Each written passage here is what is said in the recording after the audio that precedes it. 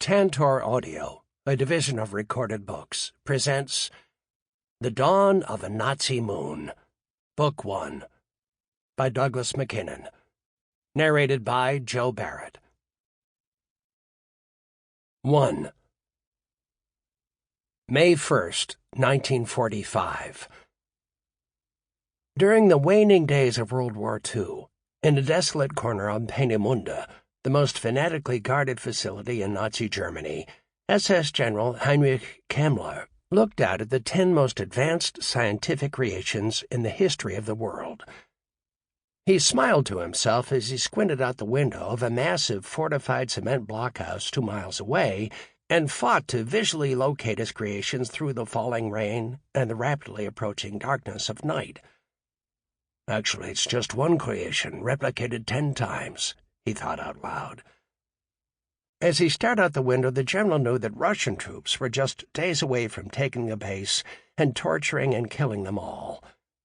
For that reason, weeks earlier, he had evacuated Chief Scientist Werner von Braun, the Chief Scientist's younger brother Magnus, and a majority of the 2,000 or so other Nazi rocket scientists to central Germany, next to the Mittelwerk factory. The general did this for 2 reasons. The first was to keep Nazi Germany's top rocket scientists out of the hands of the savage Russians. The next, and more important reason, was to keep secret from those very scientists, men and women he considered less than loyal to the Führer and the Third Reich, what he and his team of hand-picked SS scientists had been working on and finalizing for the last number of months on direct orders from Adolf Hitler himself. If only the world knew. But General Kammler thought to himself that was the whole point. The world would never know what was about to happen in mere minutes. Almost 18 months earlier to the day, General Kammler had been summoned to Hitler's heavily guarded private home, the Burghof on the Obersalzberg. The Obersalzberg was a small mountain located just outside the picturesque alpine town of Berchtesgaden on the Bavarian-Austrian border. Several years before, General Kammler had arrived for the most amazing and surreal meeting of his life. Hitler's boot-licking subordinate, Martin Bormann, had set about completely transforming the town from a peaceful village into a retreat for the upper echelon of the Third Reich. The truly psychotic Bormann accomplished this by evicting every resident in the area while gleefully executing those who protested in the least way and then destroying their farms, homes, and businesses. In their place, he erected a Nazi Shangri-La, where the senior members of the regime enjoyed alpine chalets built within walking distance of the home of their beloved Führer.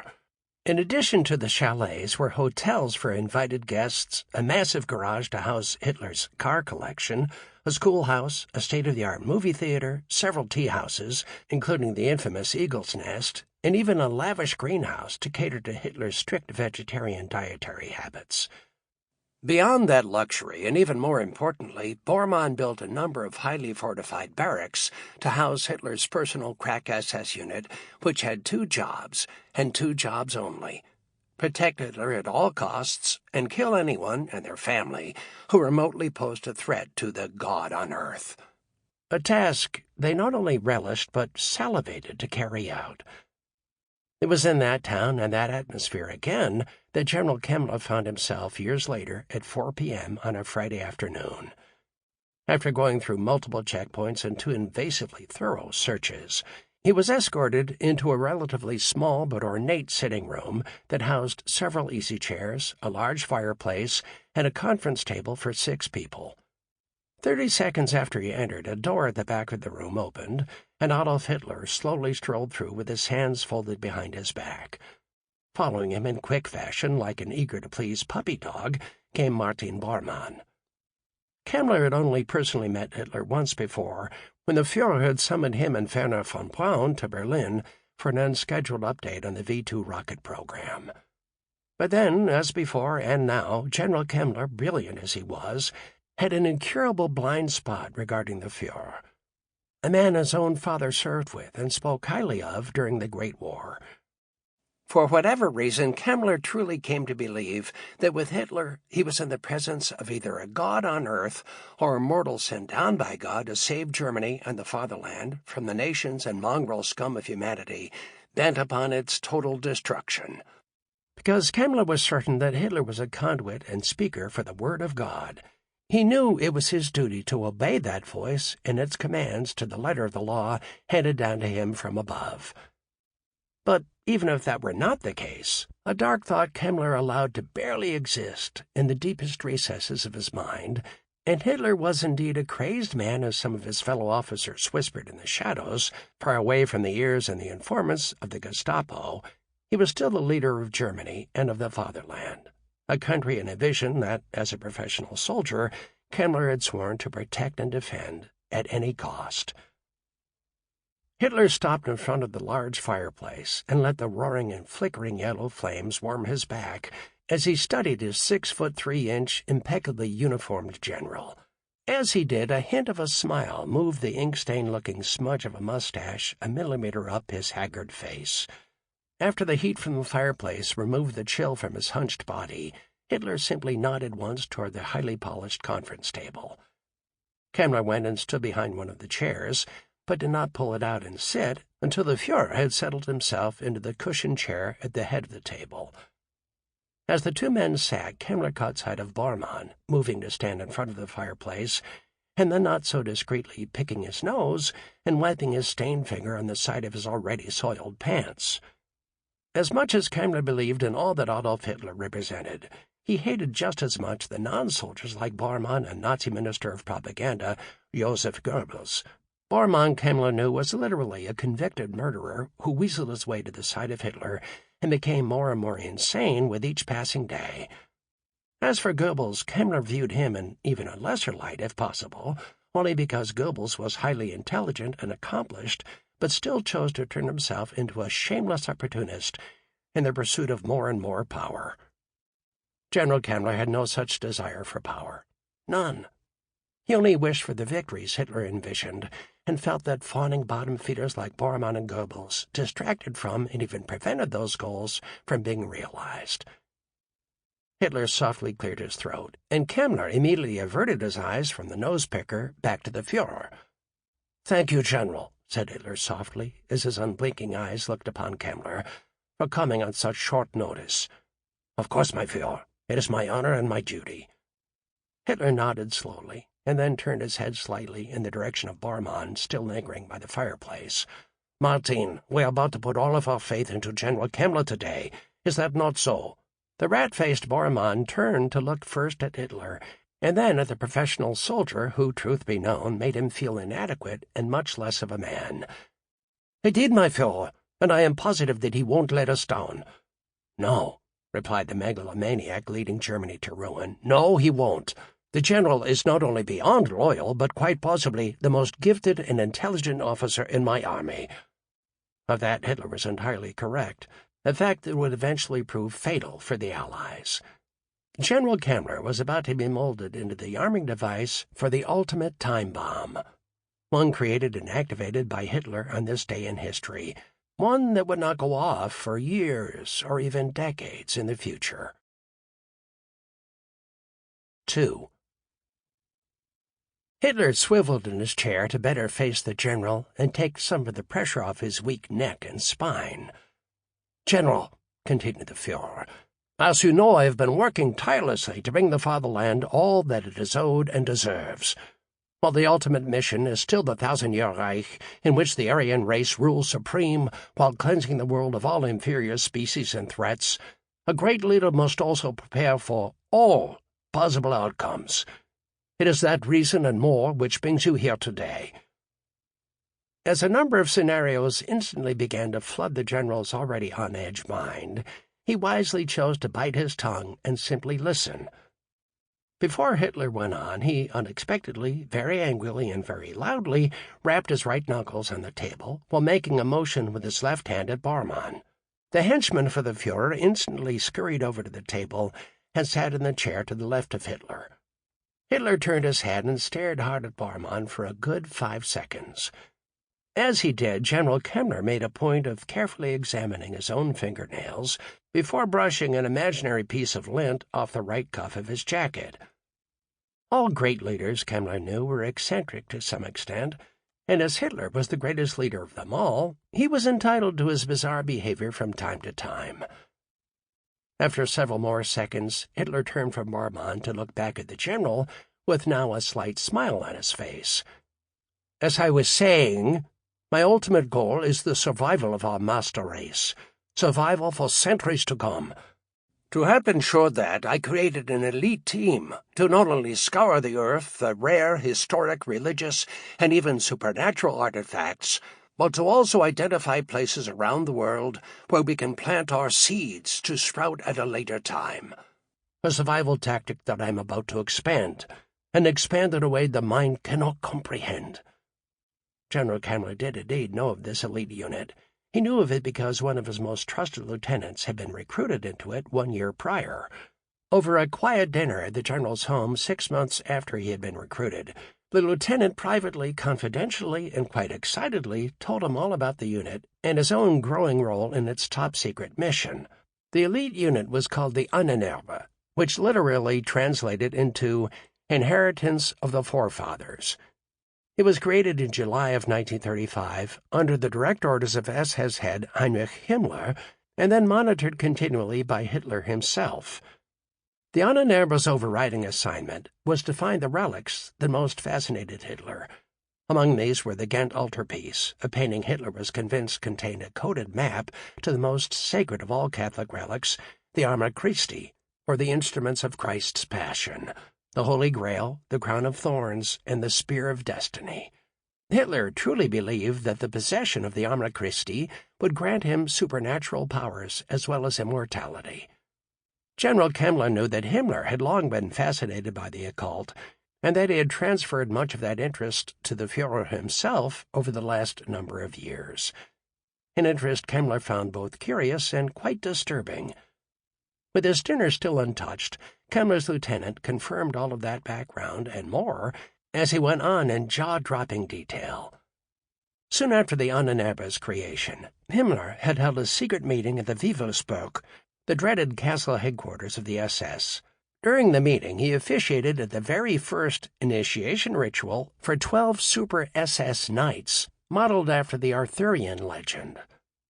In addition to that initial band of knights, Himmler assembled a small army of psychics and astrologers whose main mission would be to try and poison the minds of the enemy while simultaneously planning battle tactics for the Third Reich that would be based upon the alignment of the stars. Beyond that, the lieutenant reported that Himmler was growing a laboratory of super soldiers pumped full of not only steroids and other human growth hormone drugs, but literally the DNA of centuries-old Germanic warrior heroes extracted from the skeletons and mummified remains within their final resting places. The lieutenant then breathlessly revealed how he and other team members had already been to Ethiopia in the search of the Ark of the Covenant, to Tibet in search of the mythical Yeti, to Languedoc to try and unearth the Holy Grail and the Spear of Destiny, and most importantly to Iceland to locate the secret region that housed the Tula, telepathic giants and fairies that Hitler was positive were the true ancestors of the Aryan race.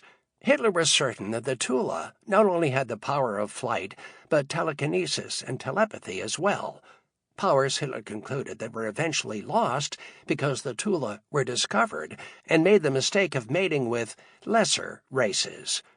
Hitler instructed the Unabridged team members that the recovery of DNA related to the Tula was his most sought-after prize because with that DNA he could recreate a master race of gods here on the planet Earth.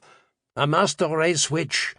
Another loud rapping of knuckles on the table snapped General Kammler's mind back to the present. A present that found Adolf Hitler leaning across the table with his face just 1 foot from Kammler's. "Am I boring you, Herr General?" Kammler instantly realized that his mind had strayed into the details of the Unabridged much longer than the few seconds he had imagined. With Hitler now just inches from his face, sporting his well-known maniacal stare, Kammler felt his pulse quicken, and adrenaline began to seep into his bloodstream. Kammler did not have to be reminded that Hitler had others he felt had offended or insulted him executed in the most gruesome of ways. "No, my Führer, not at all. The opposite, in fact. In my excitement of being in your divine presence, my mind wandered, trying to guess my purpose here." Hitler sat back in his chair and contemplated the response without once breaking his stare into the eyes of the general. "Your failure to me and the fatherland," Hitler said ever so slowly, "takes precedence at the moment. That said, failure can be a fleeting commodity, my dear general. Yes, my Führer." Hitler suddenly clapped and rubbed his hands together and broke out in a smile that displayed his uneven and yellowed teeth. "So," said Hitler, "you are trying to guess your purpose here. Let's end the mystery for you." The Führer stood and walked to the bookcase that lined the wall opposite him. He quickly found the large book he was looking for, brought it back to the conference table, and opened it to a page that had been dog-eared for easy reference. General Kemmler looked down to see an artist's full-color rendering of the moon orbiting the Earth. With his right hand now trembling from excitement, or possibly a chemical imbalance from the myriad of pills he self-medicated with, Hitler extended his index finger until it was touching the drawing of the moon in what Kemmler realized was a detailed book on astronomy. "You, my general," announced Hitler, "are in the rocket business. When you look at this drawing of the moon, tell me precisely what you see." Rather than try to guess the answer Hitler might be seeking, Kemmler decided to say the first things that came to his mind. "A lifeless, airless world that controls the tides of Earth." Hitler let out a high-pitched cackle of a laugh. "Correct, but wrong. Wrong. Isn't that right, Martin?" Whatever the inside joke or whatever the answer, Kemmler knew he would have to wait for the two men to play out the act. As he looked across the table at Bormann, he noticed drool forming in the corner of the flunkey's mouth. So as not to witness it spill out onto the table, Kemmler shifted his eyes back to the drawing of the moon and awaited clarification from Hitler. The Führer once again extended his shaking finger until it was touching the drawing. "What you are seeing," Hitler declared, "is the answer and the future. The ultimate insurance policy. A solution relayed to me from heaven during a recent séance with my chief astrologer. You, my gifted general and rocket man, must now quickly figure out the logistics needed to project our pure Aryan seeds deep within the soil of that lifeless world, and well out of the reach of the baying half-breeds who might eventually slip through our defenses." 3. 18 months and a few days after that fateful meeting, General Kemmler looked out upon the shadowy silhouettes of 10 massive rockets, the largest and most advanced the world had never known, each designed by a 26-year-old protege of chief scientist Werner von Braun, a young and unknown scientist by the name of Karl Obert, who even von Braun acknowledged had the greatest mind for rocketry that he had ever encountered. Days after von Braun had grudgingly admitted that fact, General Kemmler secretly invited the young scientist to his home on the Peenemünde base for a very private dinner. Over the course of the dinner, the general explained exactly what was on his mind. As he did, the Obert's eyes had first narrowed with incredulity and doubt, but as Kemmler continued to outline the plan and the explicit orders of the Führer, the young man suddenly took a small notebook and pencil out of his inside coat pocket and furiously began to draw shapes, write mathematical equations, and list timelines. Even though General Kemmler was still talking to him, the bespectacled scientist now heard nothing. So engrossed was he in what he recognized to not only be the greatest challenge of his life, but a chance to make his ultimate dream a reality, that the voice of his superior faded into annoying white noise. The general stopped talking mid-sentence when he realized he had lost his audience of one to a cloud of thoughts, theories, and equations. The general stood and shook his head in amazement as he watched the young genius fill and flip previously blank pages with a speed he could not have imagined. As he strolled to the kitchen to get them both a cup of coffee, Barrett began mumbling and talking to himself out loud as he continued to scribble. General Kemmler was able to make out only snippets of words and phrases.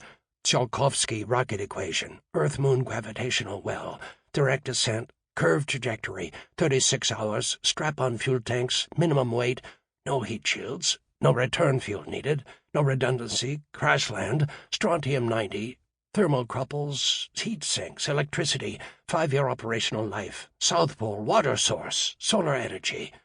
Kemmler returned and placed the steaming cup of coffee before the scientist. 30 minutes later, it still sat there untouched. The scientist had not even lifted his head from his non-stop computations and notes. Finally, Obert lifted his head, took a long sip of the now cold coffee, and looked over at the general. "I accept your challenge," he said with a smile. The general slowly stood to his imposing full height and looked down at the still smiling scientist with absolutely no warmth at all on his face. "It is not a challenge, Carl," he corrected. "It is a direct order from the Fuhrer, a direct order that must and will be kept secret from your family and colleagues." With that made clear, he walked over to the front door of his luxurious cottage and opened it. Two men even larger than himself, with thick hairlines starting in the middle of their foreheads, and wearing long black leather trench coats, entered the home and silently nodded to the general as they walked past. Seeing the two men, the young scientist jumped up from the chair. His eyes immediately went wide and his face drained of all color. Such was the instant fear instilled by officers of Hitler's Gestapo. The two human slabs of steel stopped 3 feet from Obert and looked down upon his now trembling figure. General Kemmler slowly closed his front door, walked back to his chair, took a seat, and motioned the scientist to do the same. Obert would have missed the chair completely and fallen to the floor had not one of the Gestapo agents noticed and violently shoved him back in line. "Carl," began the general in a genuinely caring voice, "I don't have to explain to you who these two gentlemen are or the organization they represent. They are here to impress upon you the urgency and critical need for success of the task now before you." Obert barely lifted his head. As he did, his eyes focused on the highly polished black jackboots of the Gestapo agent closest to him. "I don't need that impressed upon me. I want to make this happen. I need to make this happen. To be involved is a dream come true. I want to volunteer to go. You will need me if—" The agent closest to him reached down with lightning speed, grabbed him by the hair, and backhanded him across the face and out of the chair. The general walked over and picked the now profusely bleeding young scientist off the floor and placed him back in his chair. "When this is successful," stressed the general. "I am sure, Carl, that you meant to say when this is successful. And I am so very happy to hear you say all of that.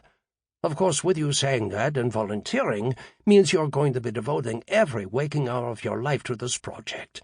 Every waking hour. Sadly, that will mean no more time with your young wife and 2-year-old son." The scientist sat bolt upright with the mention of them, but just as quickly recoiled back against the chair when the second agent instantly advanced upon him. "Not to worry, Carl," said the general in a less than assuring voice. "While you work tirelessly here to make the Fuhrer's dream come true, these men and their colleagues in the Gestapo will take your wife and son under their special care and protection." "She's got the great ass," said the first Gestapo agent with a lecherous smile spreading across his scarred face. In a blind rage, the young scientist tried to launch himself out of the chair at the agent. It was the last thing he remembered doing, until waking in an infirmary bed many hours later. 4. General Kemmler looked down at his watch. 3 minutes to the first launch. They had pulled off the greatest technological achievement in the history of the human race, an achievement the world would never know, could never know. The young genius Carl Obert and his hand-picked team actually did it, or more accurately believed they did it. The real truth would be revealed 3 minutes from now, and then over the course of the next 36 hours. Obert himself was now part of the crew on one of the rockets. Because of his knowledge and gifts, he was considered an essential piece of the puzzle. Because it in fact worked into the greater master plan, Kemmler had even allowed him to bring his wife and young son. The general had heard rumors of just how physically appealing certain Gestapo agents found the young Mrs. Obert, but he chose neither to confirm them nor prove them false. It was a small price for the Oberts to pay for the greater good of the fatherland. Besides the young scientist and his family, each of the 10 rockets carried precisely 30 passengers. Each passenger manifest exactly duplicated the other. Redundancy in skill sets was everything. Each rocket carried identical equipment, cargo, supplies, blueprints, and building materials. Of the 30 passengers per rocket, 2 were high-performance test pilots in charge of the spacecraft. 12 of the 30 were Hitler Youth between the ages of 15 and 18, all highly athletic, all highly intelligent, all extremely virile, and all fanatical believers in the master race. Their first job would be to breed. 2 others were Gestapo assassins personally ordered by Hitler to eliminate anyone who showed even a hint of doubt or resistance. The remaining passengers in each rocket were other adults, but none over the age of 40. Their number was comprised of physicians, geologists, agronomists, civil engineers, mining engineers, architects, and rocket and automotive experts. All were soldiers, and most cross-trained in at least 2 other specialties. 1 hour before the launch, General Kemmler had ordered every single person left on the base into the confines of the massive blockhouse. This included the soldiers as well as the cooks, valets, and secretarial staff. Everyone. There was not one human being left outside of the blockhouse. All had also been instructed to place all of their identification and base badges into a large metal barrel just outside the door to the blockhouse. Inside at the back of the blockhouse they found beer, wine, water, and a full mouth-watering buffet of food, truly the best that money could buy. As all of the base staff mingled around the food and alcohol stations at the back, and the soft, calming notes of a waltz played on a phonograph, Kemmler took one more look at his watch. 2 minutes to go. He nodded to his most trusted aide, who was standing just outside the door. The aide instantly poured a jerry can full of gasoline into the barrel holding all the staff identification, then lit a flare and dropped it in the barrel. As the flames jumped up above his head, he stepped into the blockhouse and slammed the 1-foot-thick metal door shut. Once closed, he locked it from the inside with a massive padlock, and then dropped the key down a floor drain just to the left of the door. Once done, he looked at General Kemmler, nodded his head once, saluted, and walked to the back of the room to grab a beer. Off to the general's left, one of the 3 rocket technicians at the control panel began the 10-second countdown. When he reached 0, it was as if hell on earth had been birthed 2 miles from their location. No earthquake, the general thought, could feel as violent as what began to happen. Even through the darkness and mist of the night, the light from rocket engines was almost blinding. 9 more times, the technician at the control panel gave the same 10-second countdown. As the last of the rockets thundered up into the sky and beyond, General Kemmler turned to look at the men, women, and even a few children standing in awe in the back of the blockhouse. Most were holding either a drink in their hands, a plate of food, or both. The general smiled at them, then slowly nodded. He then turned to his right, walked 3 feet to stand before a lever that had only been installed days earlier, closed his eyes, and pulled it down. No sooner did he complete that action than 20 large cyanide-filled glass bottles dropped from the ceiling and smashed onto the concrete floor of the blockhouse. The Russian soldiers, 1 or 2 days away at the most, would never be able to torture us to learn the deepest secret in Nazi history, thought the general, as he quickly moved to stand back in front of the small glass window of the blockhouse. As he watched the receding flames of the 10th rocket head out of the Earth's atmosphere, he was able to draw 2 more breaths before the cyanide gas killed him. 5. At approximately 7 miles altitude above the Peenemünde launch facility, each of the 10 rockets entered into what is known in the aerospace world as Max Q, the point where the airframe undergoes maximum and often violent mechanical stress. 2 of the 10 rockets began to disintegrate from the massive turbulence before their fuel tanks exploded.